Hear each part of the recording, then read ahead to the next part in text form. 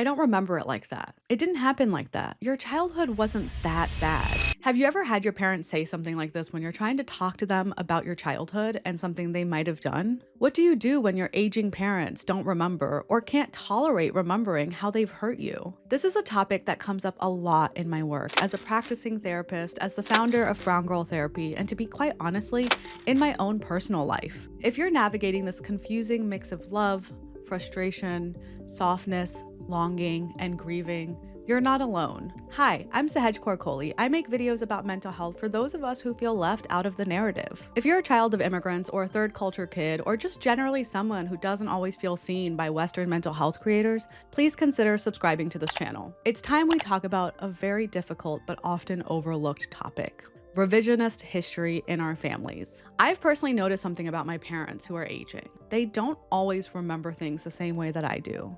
For them, my childhood is often full of rosy retrospection, the good times, the sacrifices, the ways that they did their best. For me though, the story is much more nuanced. Don't get me wrong, there was love, yes, but there was also a lot of expectation, pressure, fear, emotional disconnection, and survival mode parenting. So what I'm seeing happen now, something that is also really common for many of you, is emotional revisionism. This is where someone may reinterpret past events by using current day and present day emotions and circumstances. This often leads to a distorted sense of what actually happens and selective memory. Sometimes our parents just simply forget. Sometimes they minimize, and sometimes they just can't go there because they don't have the emotional capacity to self-interrogate or to even hold our emotions. At its best, this can make us feel frustrated and distant. And at its worst, this can make us feel resentful and invalidated. And it's even more complicated if you come from an immigrant family. A lot of immigrant parents who survived war, migration, poverty, and even cultural dislocation have a really hard time with uncomfortable topics. For them, admitting that maybe they did something wrong feels like admitting failure. And sometimes it can be really frustrating because our parents don't believe in rehashing old wounds, especially if you're like my parents. They can just point to the fact that you're successful. Well, you're doing fine now, so it must not have been that bad. So then as the adult child, you're left trying to carry these two realities. Yes, I know that you love me and I love you too. And you did hurt me. But if you try to bring this up with your parents, you might hear the same thing I've heard, which is like, why are you bringing up old stuff? We did everything for you. Aren't you over that by now? Why are you being so sensitive? And honestly, it can feel so invalidating. It can activate the little kid in you. And when this happens, you might self-gaslight and start to feel like you're the problem. Why are you remembering these things now? Why are you bringing this up? Did it really happen the way that you think it did? So that brings up the question I want to talk about. What can we do when our parents try to rewrite our history? As my immigrant parents have gotten older, they've softened with age. They have become less rigid, less strict, more open, more loose, more unburdened, and honestly, it is so beautiful. It really, really is. I'm really happy that they're here today, but it doesn't erase the version of them that I grew up with. Part of me wants to sink into that softness, relish in it, and just enjoy it. And another part of me can't help but remember the times that they weren't soft, they weren't gentle, they weren't emotionally safe. There's such a dissonance and an emotional confusion when your parents are different all of a sudden and rewrite what they remember to have happened when you were younger. I've had to learn to appreciate my parents' softness now. It's something I want to be open to. But in doing so, I've had to really separate my inner child's desires and needs from my adult self's capabilities. The reality is, my inner child really needed my parents to notice her, to hug her, to choose her. And my adult self has recognized that I'm not going to get that from my parents in the way that I need. And you might be sitting in this boat too, and I understand how painful it can feel. But here's the thing, that pain is valid and you will have to grieve, but it's also really clarifying. I've been able to hold the duality that both things can exist at the same time. And honestly, I've had to realize, and I want to tell you this too, that you might have to do the healing and give to yourself what your parents aren't able to give to you and never gave to you. Not because you don't deserve it from them, but because they just simply may not be able to give it to you. So one way to do this is, even in your current relationships today, is ask yourself, what is it that you needed growing up? What is it that you need in this moment? And how can you give it to yourself? And if you're looking for some practical tools, here are a few that I want to leave you with. The first is to avoid having a big confrontation by revealing slowly. So something I have to work with a lot of clients on, and something I had to do in my own relationship with my parents, is to think about how you can approach it in a small way. So you might say, okay, there are 15 things that I want to talk about with my parents when it comes to my childhood. I want them to acknowledge, and I want them to listen, and I want them to validate all of these things that they did to me, all of these things that I experienced under their parenting. But the reality is that's going to be really overwhelming for them, and they're more likely to get defensive. So when you think about approaching a really hard conversation with your parents, pick one thing, or pick one part of one thing that you can talk about with them. This is going to be one of many conversations, but it's going to be much more digestible for them and for you if you just start with something small. Next, find ways to set micro boundaries. The reality is that they might want to talk about things in a way that just really doesn't represent your reality, and that can be really hard for you to hear. So you want to find ways to set really small micro boundaries when this happens. It might be redirecting the conversation when they're talking about this. It might be changing the subject. It might mean limiting the amount of time you have these conversations, or even have time to have these conversations.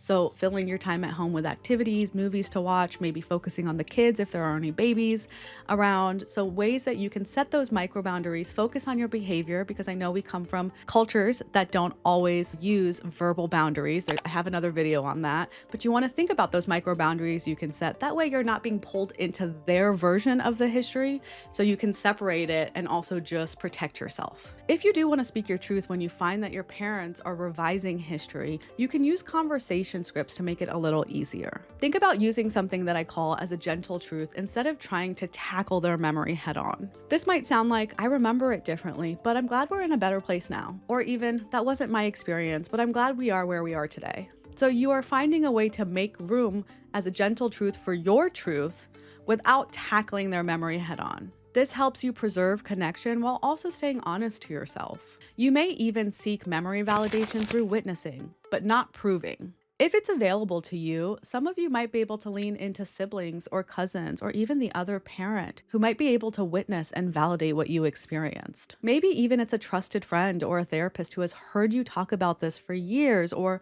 for a while, and they can say, hey, I remember when you told me about this. I've always been someone who journals, so I've been able to go back to old journals and revisit some of them and say, oh, that is how I felt. Because in those moments where I feel like maybe I start to self-gaslight or start to second guess if my memory is real, I'm able to go back and say, no, this is proof that in that moment, this is actually what I experienced. Whatever it is, by seeking memory validation through witnessing, it's going to help you anchor in your truth. This is much more important than getting your parents to agree or to acknowledge. I know that that is something we want and we hope for, but at the end of the day, I want to make sure that you don't start to doubt yourself too.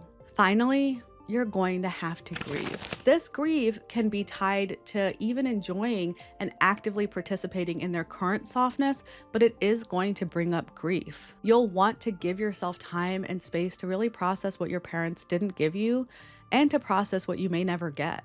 For some of you, you might be parents yourself and see your own parents be different grandparents and parenting figures with your kids than they were with you.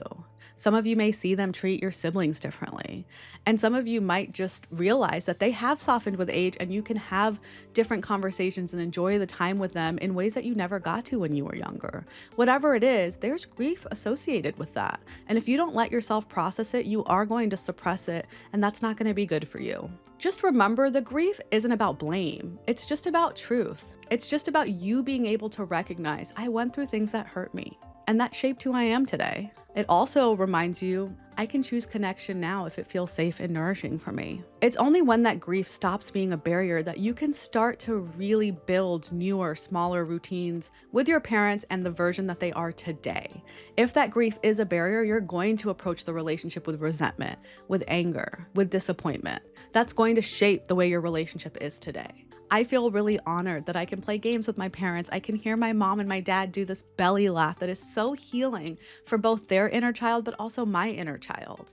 And I do make time in therapy and with friends and with my partner and with myself to validate what actually happened to me in my childhood and things that have shaped who I am today. I do want to encourage you, if you do want to have a relationship with your parents today and they have softened and changed and do practice revisionist history, you want to create an emotional spaciousness with them. And with that said, I want you to know that you're not alone. Being emotionally confused is a part of this process. It's a part of becoming an adult who gets to decide what to do with their feelings and their thoughts and their relationships. Also, for many of you who are children of immigrants, you might generally just have more capacity and resources when it comes to emotion management and emotional awareness. So it's a double-edged sword. There's grief, there's sadness, there's disappointment, there's hurt. And on the other side, there is a capacity for emotional spaciousness. I want to encourage you to lean into that if that's something you're open to and if your relationships allow for it. I know that the duality is really hard to hold on to. If you resonate with anything in this video, I'd love to hear your story in the comments. What has it been like for you if your parents are practicing revisionist history? What is something that you're processing too? And what is it like to hold two versions of your parents at the same time? And if this did resonate, please consider sharing it, liking it, subscribing to the channel. I'm really excited about making these videos and this new way of educating and talking about these really important topics. Thank you for being here, and I'll see you next time.